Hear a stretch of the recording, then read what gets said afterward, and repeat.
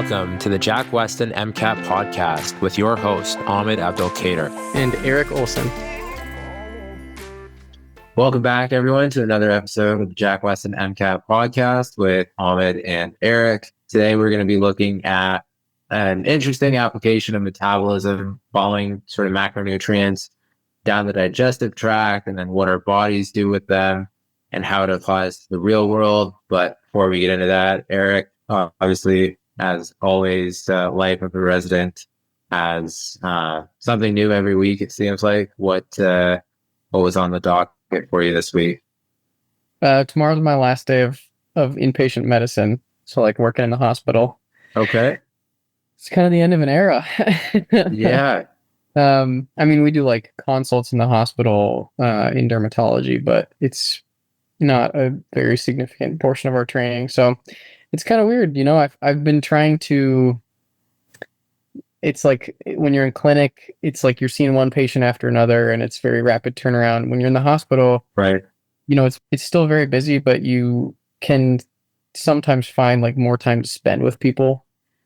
So I've been making an effort this last week to like really just like sit down with my patients and like try to be supportive emotionally, and some of the things that like we talk about a lot in training, but is kind of hard to find time for in real life. So it's been right. Rewarding. I feel like I've been trying to make a difference in like a different way than we usually do, which it's been good. It's the kind of thing that like you think about when you're getting ready for med school and you're like, yeah, I'm going to like help people and make them feel better.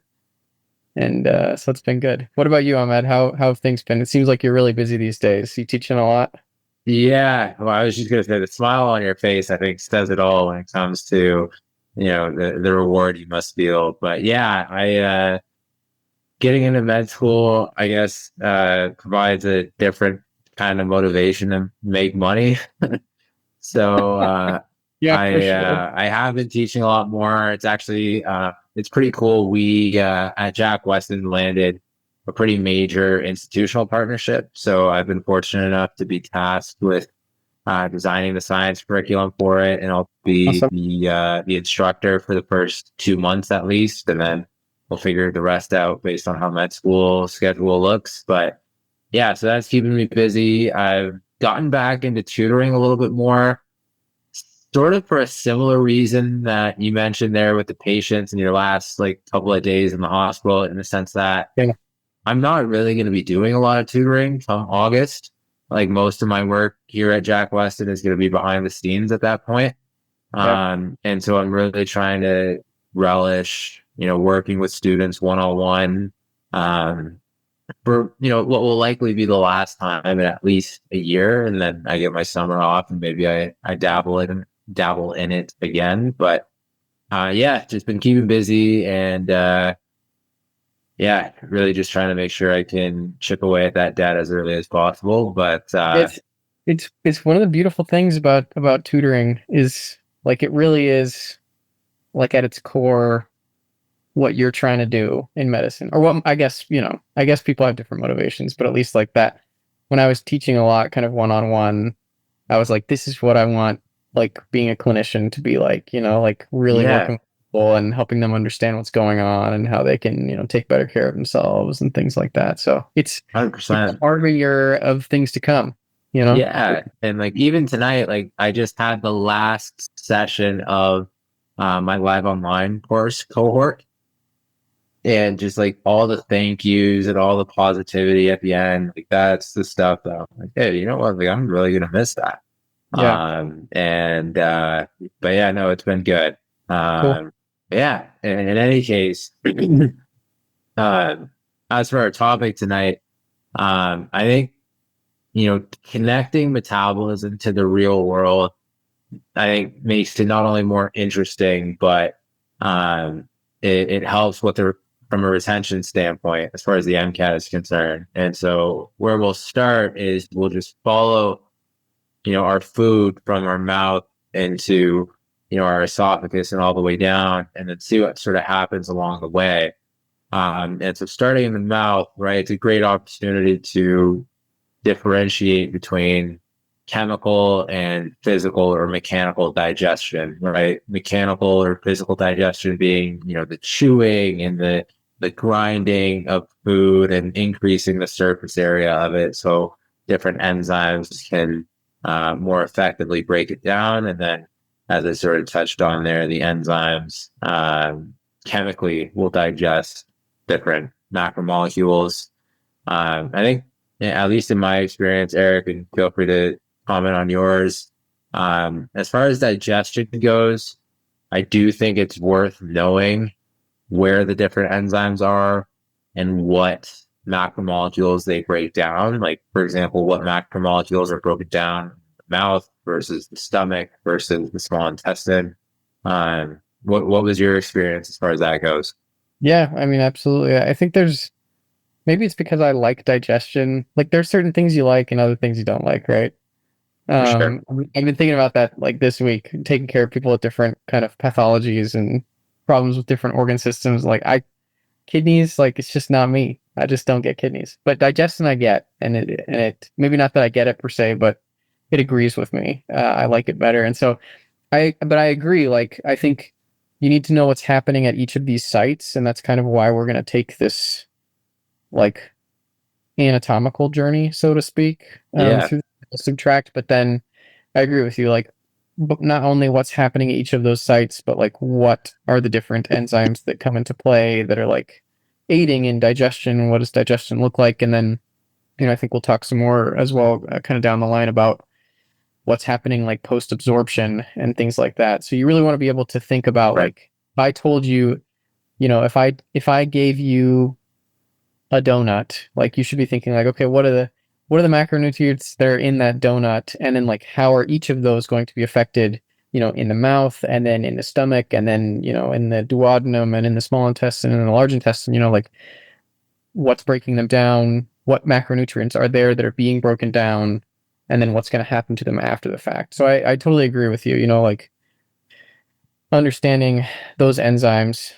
And I'll get off my soapbox, but like, the enzyme thing in particular, which is I think what you're asking about, like, it's a perfect place that if they're asking about digestion, they can start to talk about enzymes, and what are enzymes if not proteins, and then we Right. get into biochemistry, and we can talk about amino acids, and we can Yeah. talk about conformation, and like, you know all sorts of things. It all connects, and I think enzymes for me was like a major topic just across the MCAT in Yeah. total.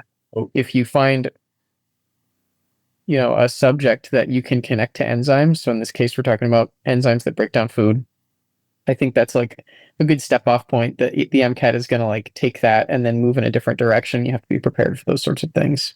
Right. Yeah. I don't know what it was about you saying donut, but I smiled.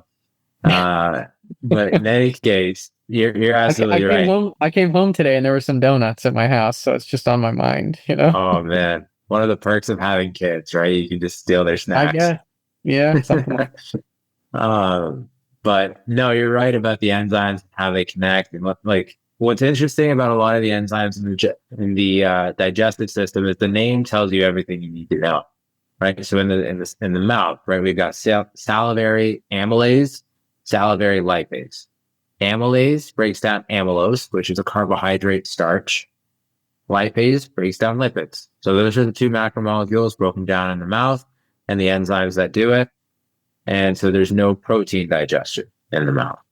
yeah. We go I through. would say, I would add. I think we talk about both of them. I think they're both relevant to know. I think in reality, there's a lot more amylase activity in saliva than there is lipase. Right. I don't know. Maybe you could speak more to like what the MCAT wants you to know specifically. But when I think, at least in an MCAT sense, when I think about saliva and when I think about the mouth and what's going on there, it's pretty much just amylase. Although there is some lipase activity, it's like I'm thinking about carbohydrate breakdown is like the principle. That's Right. that's where it's right, is in the mouth. Right. And it's definitely the more prevalent enzyme and the more, we'll say, well documented or the well Yeah. known macromolecule broken down in the mouth. I think um, peripherally, in the sense that, like, secondarily, lipids are also broken down. Absolutely. Um, but yeah, like you said, I would know that carbohydrates are the main one, and then be aware that lipids are broken down. To be honest, I'm not sure if like that's something that rises to the threshold of no for the MCAT or not, but Probably not. I don't think they would expect you to know that. They might say something about like, oh, there's lipase in the saliva, and so what does right, that do? I don't think right, they would like, somehow expect you to kind of pull that out without presenting it to you, right? right. Yeah, And then, no, I think that's reasonable. And so as that food, we swallow, right? The epiglottis covers the larynx, right? And then food goes down the esophagus, no digestion in the esophagus. It's just transport down into the stomach. We pass the cardiac sphincter to enter the stomach. I always thought that the cardiac sphincter was named because of its proximity to the heart. I only later realized that it's named because it's near the cardia of the stomach, which is the top yeah, part. yeah, Um, so yeah, that was one of those moments where I was like, you know what, that makes so much more sense because the stomach's here, heart's here, not I quite guess they're getting it. close-ish, but yeah, Yeah, they're both in like this general vicinity, yeah, yeah, but um, the stomach's interesting though because it's just protein digestion. yeah. And Um, yeah, Go no, but ahead. go ahead. I was just gonna say, before we get too much into the stomach, I'll just note, and you touched on the epiglottis. I think it's really important. It's, we're talking a lot about like the biochemistry today, but I think understanding the anatomy is important too. And the epiglottis, you said it covers the larynx, and the reason for this, and perhaps it goes without saying, but it's to prevent any food or drink or whatever from entering the trachea and getting into the lungs. And it's interesting, this is all part of like this concert of peristalsis that like occurs as we kind of push food from the mouth down the esophagus and then through the GI tract. And like, I guess you just don't, it's not something you think about, right? Like you just swallow. Uh, But I will just say, like, there are a lot of pathologies that can end up with an individual having difficulty swallowing and like having recurrent kind of aspirations when food is going down their trachea, which can be, really problematic, especially in older people. So it is an important thing to know and could kind of to know the function of. And I'll also say, there are pathologies of the esophagus too. I think for the purposes of the MCAT, we kind of brush over the esophagus. It's like it's a tube. It goes from the mouth to the stomach, yeah, and like there's more to it than that. But for the purpose of the MCAT, I agree. Like it's a tube. And once we get into the stomach, as you were saying, it's mostly protein digestion, and there are a number of different cells in the stomach that secrete various substances. And maybe you can tag team with me here, but there's parietal cells, right, that secrete yep, acid. yep, Keep the pH of the stomach very low, and that's going to help with the protein breakdown to yep, create this acidic environment. There are, are they called like mucus neck cells or something like that that secrete yeah, mucus that's a little bit alkaline? Is that the wrong? yeah. Not super critical for the MCAT, those cells. Really, Okay. the three main ones, like you mentioned, the parietal, the sheath cells, and the G cells.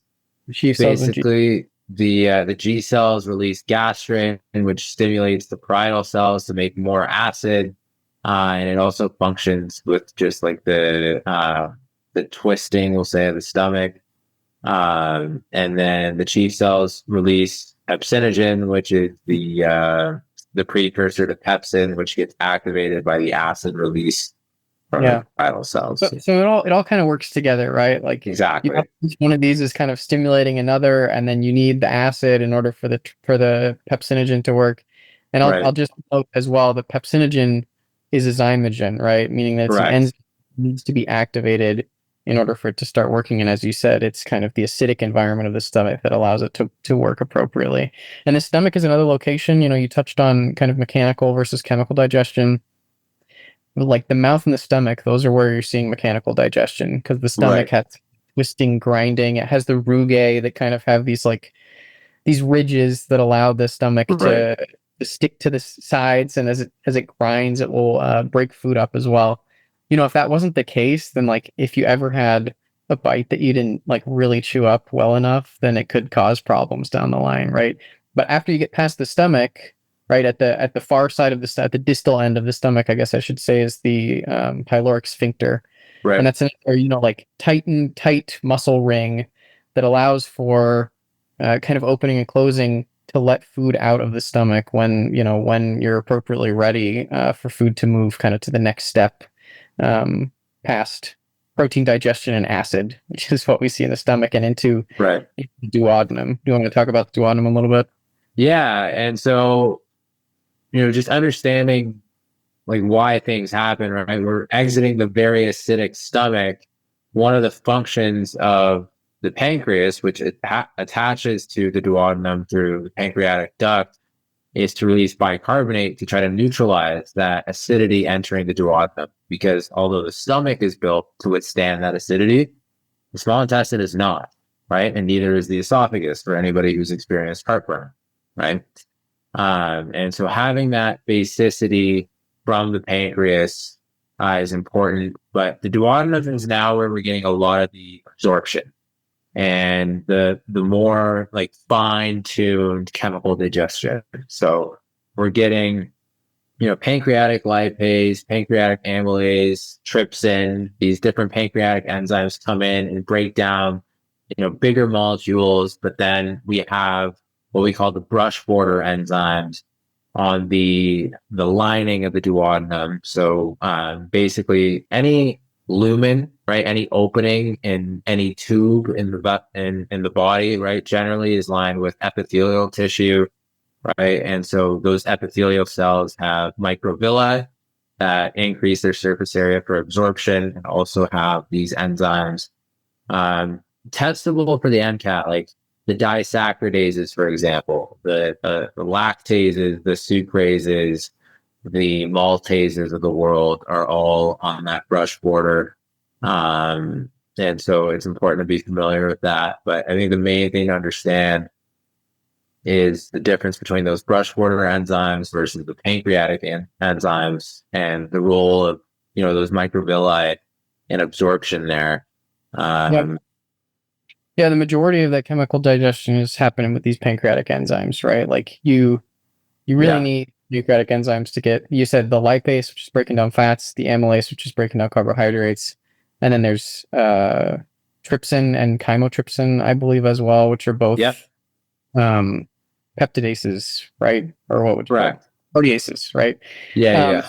So what I think is interesting, and I'll echo your statement about the microvilli. So like in the small intestine, it's kind of like, do you know those like I have this little cooking instrument in my house, and I hardly ever use it, but it's like a little brush with these like silicone fingers on it. Like you can use it Okay. to brush butter onto something. Like if you're I, making bread and you want to brush egg wash over it or something like that. You know I what I'm talking gotta about? ask though. So yeah, I know the tool, but how much cooking are you doing? Oh, I do. I mean, right now, not that much. I don't know. We'd have to get my wife in here to ask. I feel like we probably hit about 50-50, depending on Really? what rotation I'm on. Yeah, I cook a Okay. decent. Good for you, man. Maybe I'm not telling the truth. I mean, like once you get into the like post match, fourth year of medical school, especially, Yeah. and certain rotations like are lighter than others. Like Right. when I'm available, I cook a fair Nice. amount. Okay. Maybe I haven't been cooking very much lately, now that I'm thinking about it. But if I were to cook and I did need to wash something with an egg wash, then I have these. It's like a little paintbrush with these silicone, Exactly. Yeah. and that's kind of like what you see in the intestines. And there are villi and microvilli, and so it's kind of like a microcosm of itself. And the villi are made up of multiple cells. Like say you took a dozen cells and like made a little mound out of them. That's Right. kind of what a villi would look like. Although it's probably more like 100 or 1,000 cells. I don't know. And on the end of each of those villi, or each of those cells that make up the villi, as you said, are microvilli. And the microvilli are like just on one single cell, it has these like little finger-like projections. And like you said, I mean, it's to increase the surface area. There are all these brush border enzymes that are associated with the villi and the microvilli in order to maximize our ability to break down and absorb those macronutrients. And the thing that I think is maybe not important to know per se, but like helpful to put it all together, is that each of these macronutrients that we talk about, so lipids, carbohydrates, and proteins, in order to absorb them, we break them down into like single units, right? So like if we're talking about absorbing protein, we're breaking them down into amino acids, like single amino acids, maybe sometimes like a very short peptide chain. When we're talking about absorbing fats, we're breaking them down from triglycerides into monoglycerides, and then they'll kind of just diffuse themselves across the cell Right. membrane. They are, hydrophobic, and then kind of like rebuild themselves into triglycerides, and then enter the lacteals, where they'll be kind of shuttled off to the liver. And then similarly with carbohydrates, like, and you talked about the disaccharidases, like what is it that's in milk? Lactose. Lactose? Like lactose, for example, like if we could absorb disaccharides, because lactose is glucose and galactose, right? If Yeah. we could absorb that as is, then like no one would be lactose intolerant ever, right? Because like everyone would be able to absorb lactose, it just wouldn't be an issue. But because we need to break them down into monosaccharides, and if you don't have that lactase enzyme, that's where you end up in trouble, and that's where lactose intolerance comes from, right? So each of these, molecules that we talk about, they're all being broken down by these enzymes. Without the presence of those enzymes, then we're like unable to really take those up into our body and use them for nutrients. Exactly. I think the mention of being lactose intolerant nicely feeds into the next region, I guess, of the GI tract being the large intestine, where if that lactose isn't broken down and absorbed, it's a metabolite that the bacteria in our large intestine can have fun with. And it's also a solute that draws fluid into the large intestine. And so somewhat double trouble there. For trouble. But main function of the large intestine is the water reabsorption. Yeah. No digestion or chemical or like macronutrient absorption really in the large intestine, just the water reabsorption. We do have some organic vitamin K synthesis, right, from our bacteria in there. But really that's the extent of it. And then as far as I've seen, the MCAT hasn't really tested anything distal of the large intestine, like No. the rectum, like any of that stuff, not particularly testable. But I yeah, will just say, if I may, just offer a clinical application, just because I know, like, for me, it would be helpful to remember these things. But like, some patients like can have pathology in the colon, like if they have a bad cancer, for example, or like inflammatory bowel disease, like if they have Crohn's and like lots of inflammation to a point where they have to have some of their colon removed. Um, After like a portion of the colon is removed, then patients often will have like chronic diarrhea. Like it's not something they ever get over, because if the colon is shortened, then you don't have as much length uh, through which you can be absorbing water, right? And so you right, have like more fluid that remains in your stool, and it causes you to have diarrhea, right? So just kind of an illustration of like, you're absolutely right. Like that's what the colon does. That's its principal function, is reabsorption of water. Because you're like producing all this fluid, and all these enzymes are like moving into the GI tract through the fluid. And so there's a lot of liquid in the stool. And so that right, large intestine, that's exactly what we're doing there, is reabsorbing that water and trying to like solidify the stool. So when you don't have colon, when you don't have large intestine, then it's harder to have solid stools. right, right.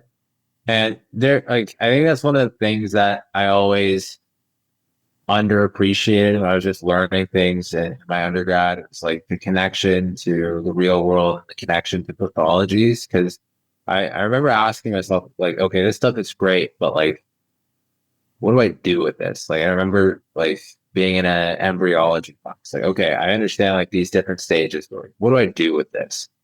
Or Yeah. like, okay, I get the large intestine. This is what it does, but like, what do I do with that? Right. And it's things like that that make me go, oh, okay. Like I understand the function, but I think also importantly, like what happens when you have to some extent the loss of function, when it right? goes wrong. Because Exactly. that's really like where the medical field comes in. Because like, people that are perfectly healthy don't go to the doctor, right? Like, Yeah. Yeah.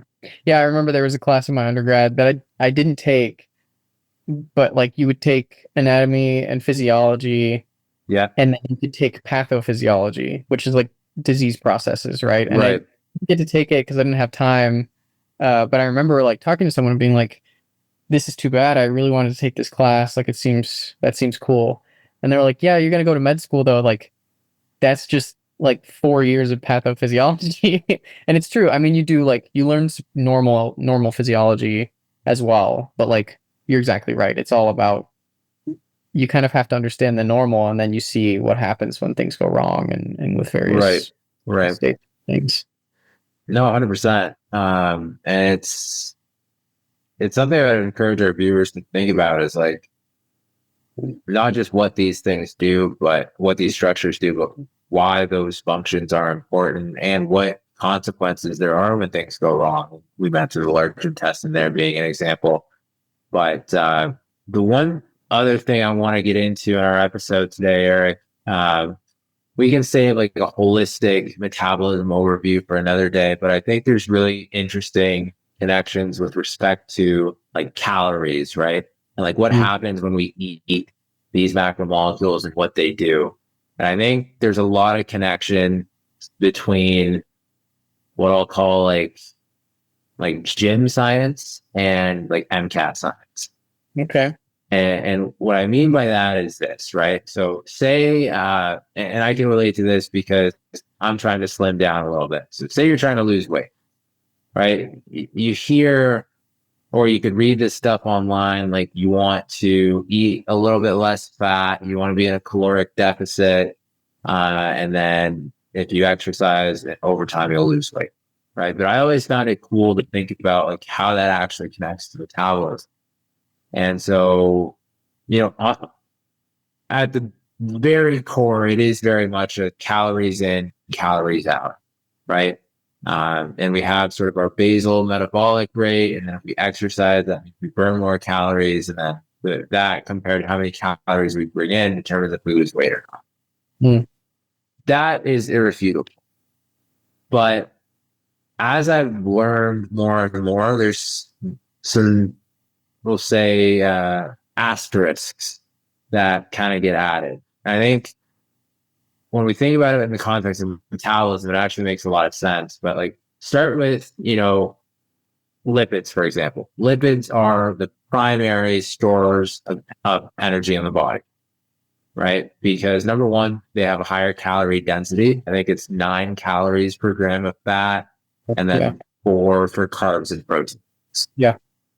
And then there's also the other benefits of fat storage being like insulation and that type of stuff. But when you look at something like beta oxidation, for example, it makes a lot of sense that fats are high energy because you see all the NADHs, all the FADH2s, and all the acetyl-CoAs that are yielded from like a simple 18 carbon fatty acid. Yeah. And then you compare that to a glucose molecule and it's like orders of magnitude higher. Yeah. And I think for anyone that's not familiar with the energy yield of beta oxidation, I would encourage you to look into it. One, because it is somewhat testable, but two, it kind of illustrates this point. And I actually I never really understood beta oxidation, to be honest, until I connected it to like mobilizing lipids as a source of energy. Yeah. And so that was one thing that I thought was pretty cool. And the other thing is with respect to protein specifically, I think the biggest hack for anyone trying to lose weight is eat more protein. And there's a couple of reasons for that. One is like protein is satiating. And so it makes you feel fuller.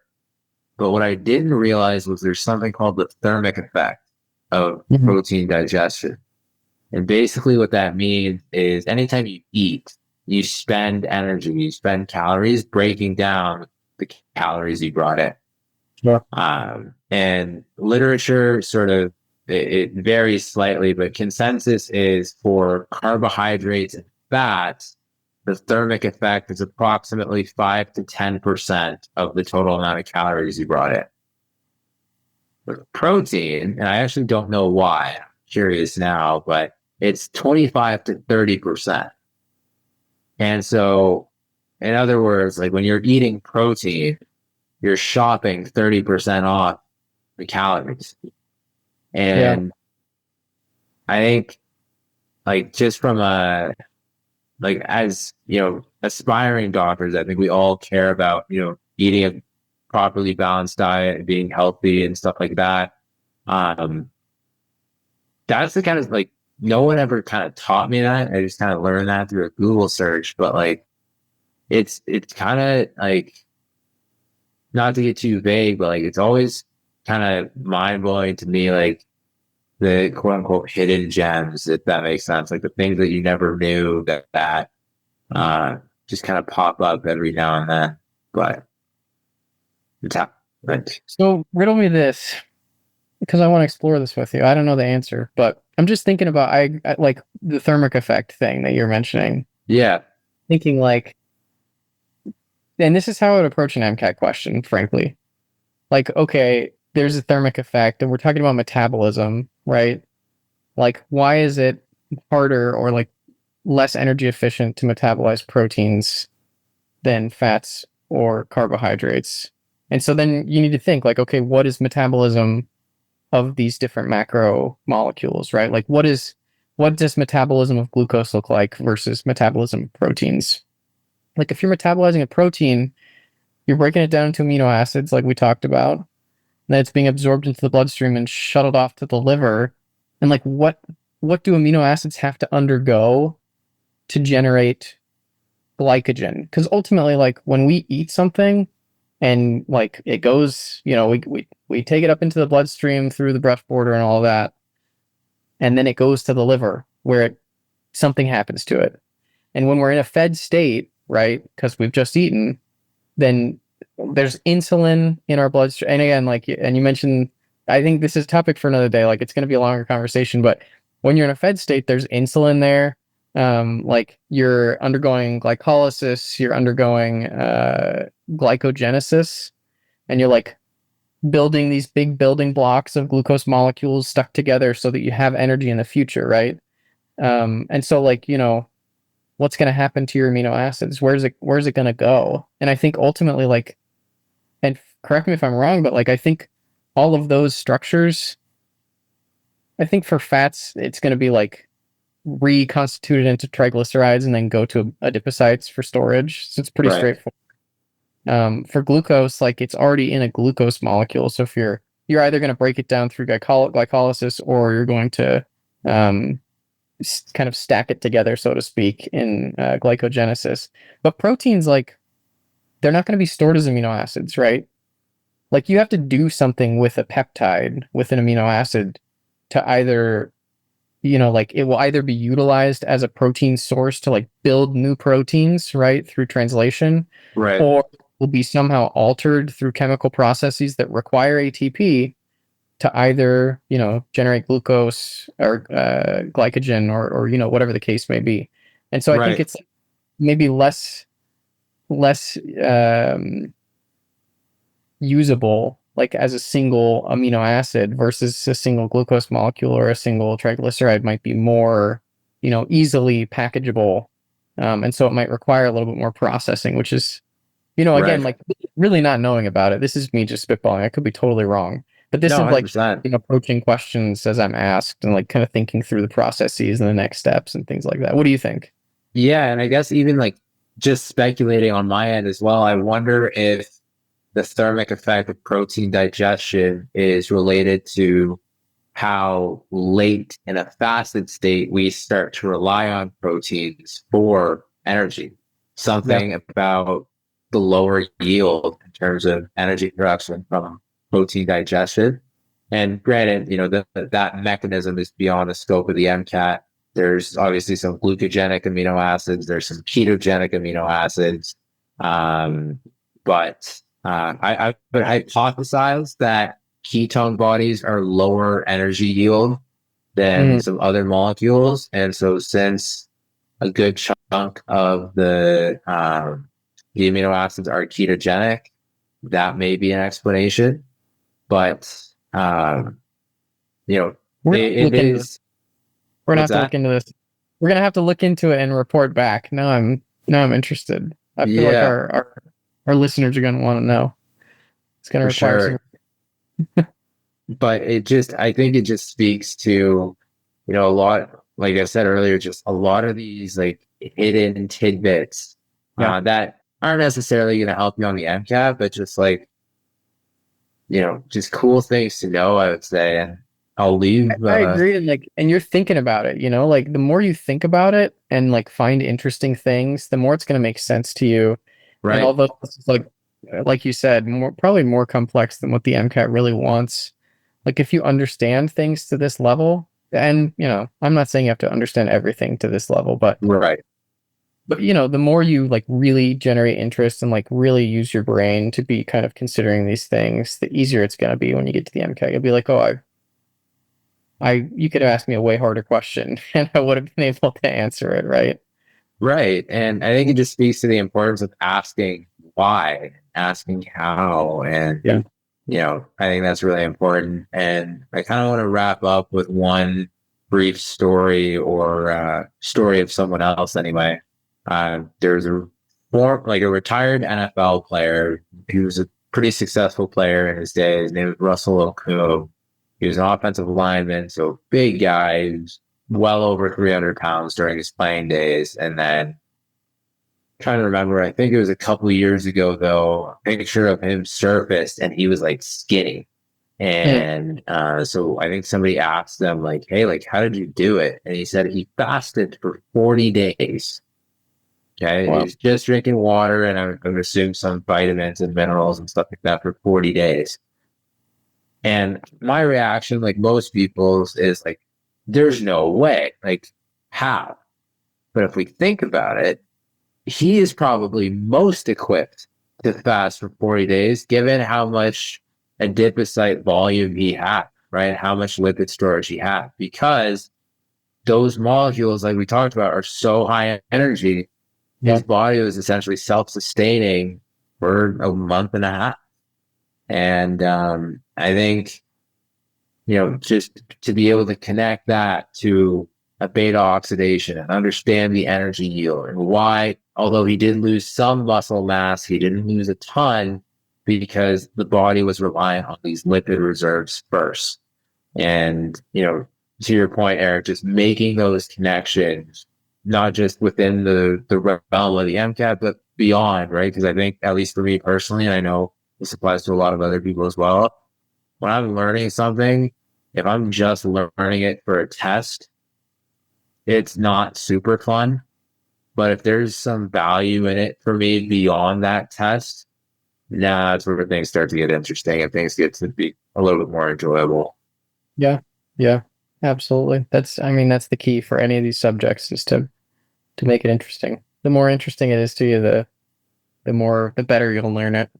And I think that same message applies to choosing a residency, right? Like some of these residencies are really tough. And, it's got to be something that you find interesting. And then if it is, the hours, it goes by quick, I would assume. Like if you love what you're doing, it doesn't necessarily make it easier, but you're enjoying the process. And I think that's the most Yeah. important part. It doesn't necessarily make it easier, but it definitely makes it harder if you're not enjoying it.